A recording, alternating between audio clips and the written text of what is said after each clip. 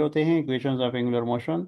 तो equations of angular motion are exactly analogous to those of linear motion.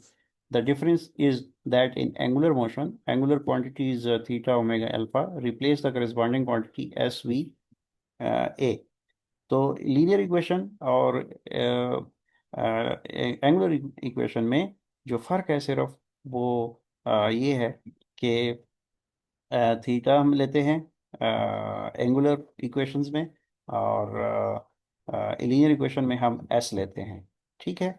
और इसी तरह से हम ओमेगा लेते हैं वेलोसिटी के लिए, और वी लेते हैं हम लीनियर केस में। अल्फा हम लेते हैं एंगुलर केस में, एंगुलर एक्सेलरेशन।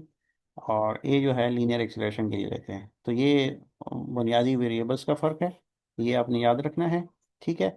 तो एस डिस्प्लेसमेंट है, वी वेलोसिटी है, ए एक्सेलरेशन है, लीनियर लीनियर लीनियर, और theta angular displacement, omega angular velocity, alpha angular acceleration. तो ये आपने बुनियादी फ़र्क याद रखने हैं। और इनकी जो इक्वेशंस बनती हैं वो भी देख लें। फर्स्ट इक्वेशन जो है वो है जनाब v equals you plus A T. Linear case में, एंगुलर केस में ये बनेगा, v वेलोसिटी लीनियर है तो एंगुलर वेलोसिटी ओमेगा होता है, omega equals omega naught plus alpha T. यहाँ पे S equals U T plus half A T square. तो सेकंड इक्वेशन हम एंगुलर केस में theta equals omega naught T plus half alpha T square. ठीक। और V square equals U square plus two S. तो angular case में omega square equals omega naught square plus two alpha theta.